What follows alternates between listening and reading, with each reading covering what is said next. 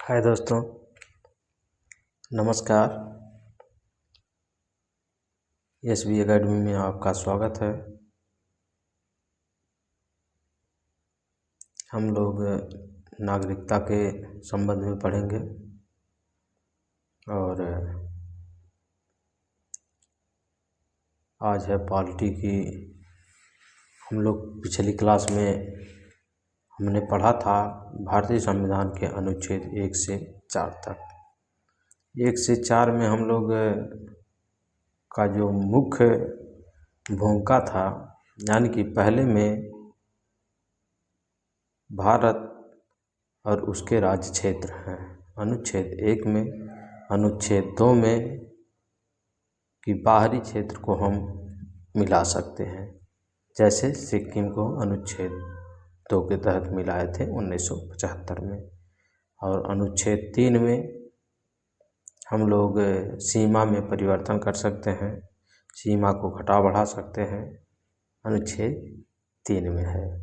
अनुच्छेद 4 में हम लोगों का ये है कि संविधान संशोधन अधिनियम 368 के तहत ऐसा प्रावधान है कि संविधान संशोधन साधारण बहुमत से कर सकती है। और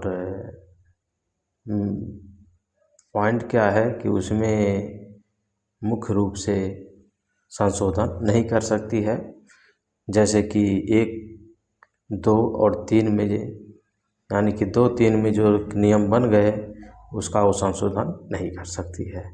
सबसे महत्वपूर्ण बात। तो आइए हम लोग चलते हैं। आज की इस क्लास में हम लोग पढ़ेंगे नागरिकता, सिटीजनशिप के बारे में, यानी कि भाग 2 में, यानी कि भाग 5 से 11 तक है भाग 2। यानी कि हम लोग पहला भाग देख चुके हैं और आज भाग 2 है। हम लोग भाग आज 2 कंप्लीट कर चुकेंगे। सबसे पहले हम समझते हैं नागरिकता क्या होती है। नागरिकता का मतलब क्या है?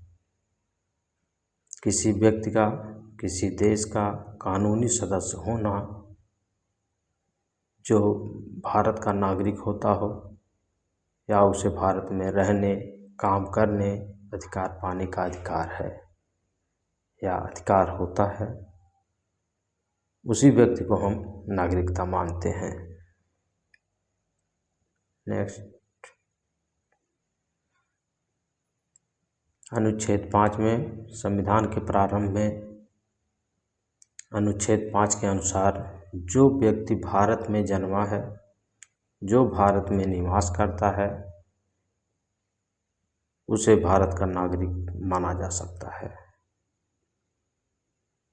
जो भारत में जन्मा हो, भारत में निवास करता हो और भारत का नागरिक माना जा सकता है उसको।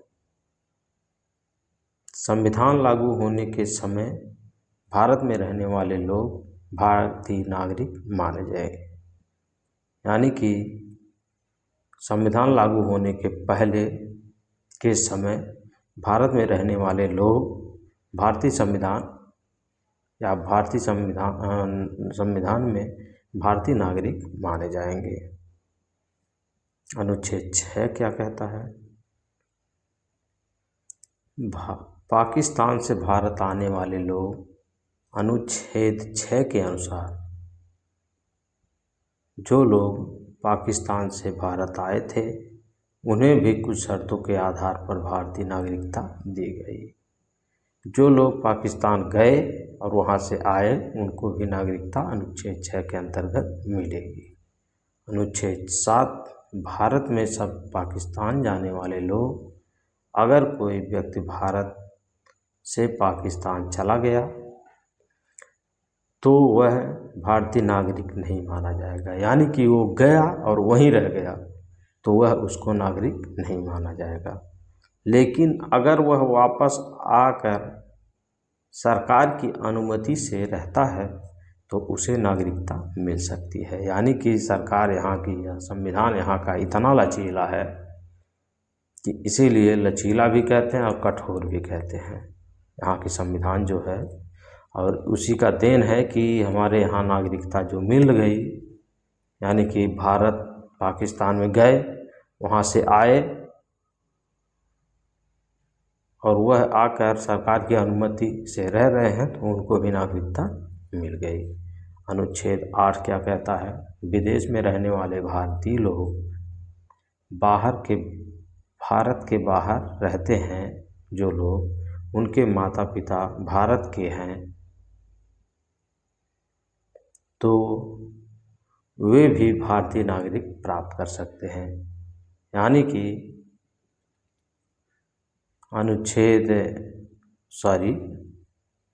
यानी कि जब भारत हमारा आज़ाद हो गया उसके बाद से जिनके माता पिता भारत में रह रहे हैं, अगर उनके बच्चे रहना चाहते हैं भारत में तो उनको भी भारतीय नागरिकता प्राप्त कर सकते हैं, यानी कि वो प्राप्त नागरिकता ले सकते हैं। अनुच्छेद 9 में दिया गया है, अगर कोई व्यक्ति किसी दूसरे देश की नागरिकता ले लेता है तो उसकी नागरिकता यहाँ समाप्त हो जाएगी।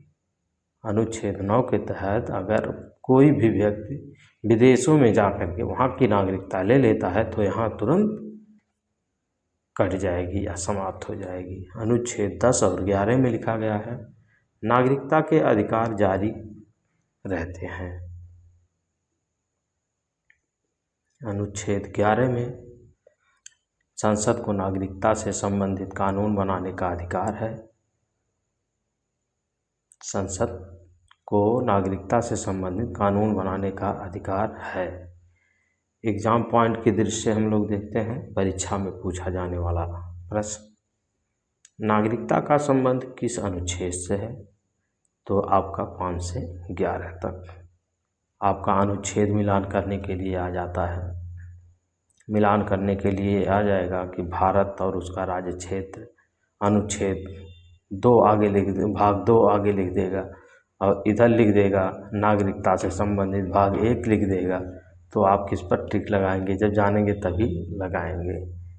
नागरिकता से संबंधित कानून कौन बनाता है? तो आपका संसद। तो दोस्तों आज की क्लास में हमने समझा भारतीय संविधान की नागरिकता आर्टिकल 5 से 11 तक। उम्मीद है आपको आज की क्लास अच्छी लगी होगी।